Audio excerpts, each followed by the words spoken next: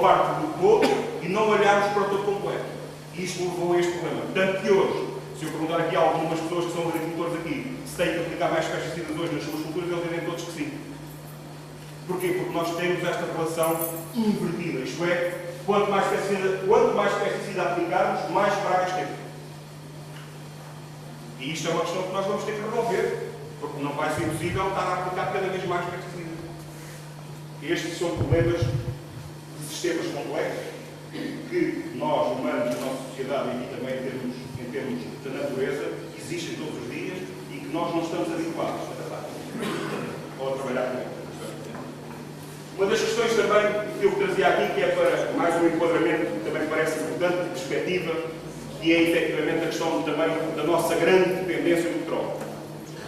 Nós hoje, só para termos aqui uma ideia, aquilo é o petróleo, peço desculpa estar em inglês, é o petróleo, gás natural, o carvão, só isso. Aquilo terawatts é o watts elevado a 12, portanto é 10 elevado a 12, é 1000 milhões de watts, e nós dependemos totalmente dos combustíveis fósseis. A nossa sociedade está praticamente toda ela baseada nos combustíveis fósseis.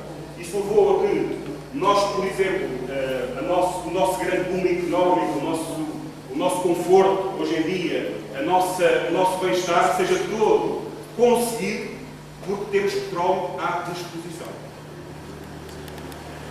E este gráfico mostra isto. É um gráfico de um senhor que é um cientista sueco, mas ele fez uma coisa muito simples. Portanto, este gráfico dividiu o salário de um agricultor. E porquê? Porque em 1920, mais ou menos no século, praticamente no início do século XX, e depois aqui em 2004, no século XXI, o agricultor é a profissão que se manteve mais estável, por assim dizer, e divide o salário desse agricultor pelo preço da gasolina em cada ano. O que é que isto dá? Isto dá uma relação que é o trabalho necessário por quilowatt-hora.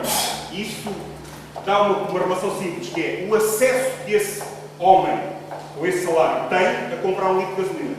E o que nós vemos aqui é que isso veio sempre a descer, isto é, aumentou o acesso ao longo desta escala. E a partir especialmente de 1953, aproximadamente 58, esse acesso foi brutal, a um preço perfeitamente mínimo.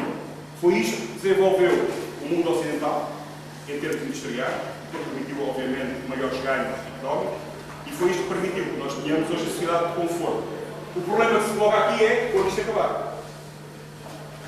E, portanto, um dos problemas é que nós já está a produzir um problema gravíssimo, que é este, que é, isto é um gráfico que representa nas barras verticais o que se descobriu de petróleo, isto é, as reservas mundiais de petróleo, e estas são o que nós vamos gastando, com este vermelho já uns pontinhos de suposição do que se vai gastar.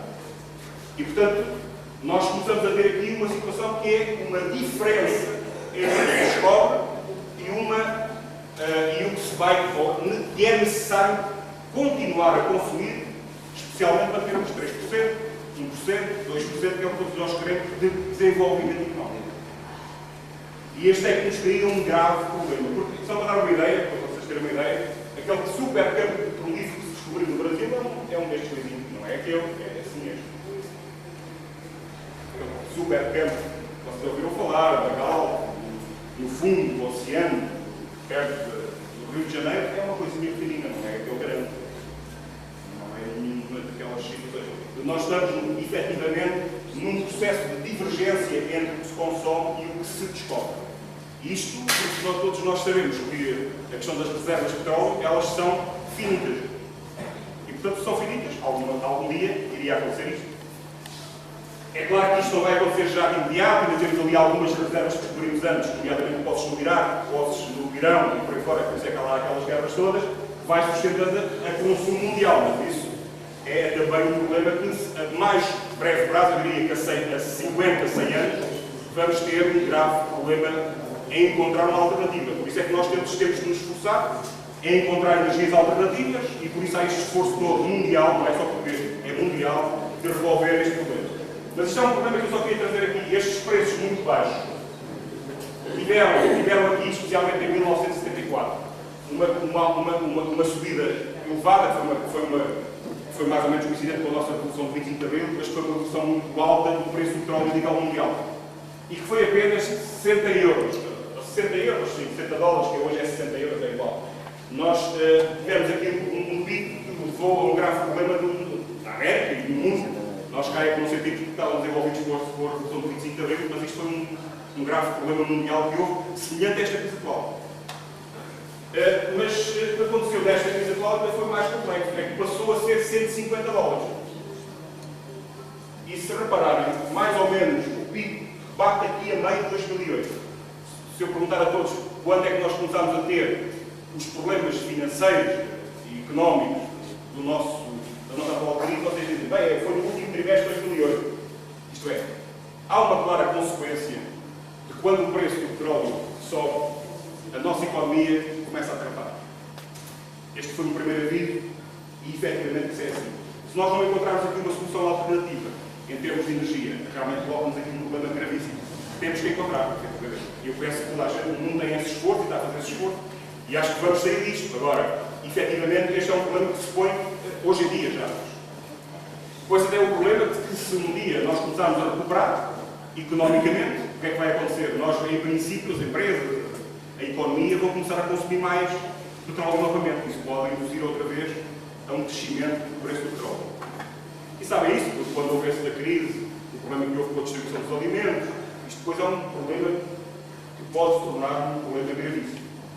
Claro, esta questão eu também trago aqui, em termos do petróleo, porque eu acho que é importante a questão do aeroporto, que o Sr. Presidente há pouco falava, nos 40 anos de atrás, é realmente 40 anos complicados. Porque nós estamos a precisar de um aeroporto que permita, efetivamente, digamos assim, o manusear de aviões de grande porte. Porquê? Porque os aviões de grande porte permitem ter uma maior eficiência energética. E uma das grandes respostas à questão do petróleo é a eficiência energética. E este aeroporto, estas grandes pistas, permitem, efetivamente, aviões de maior porte e, objetivamente, maior eficiência energética. Esta é uma decisão que seria, eu defendia isto aqui no aeroporto, aqui nesta zona, como outra coisa qualquer, tem de fazer. E eu penso que adiar é o melhor. Nesse sentido, adiar é o melhor.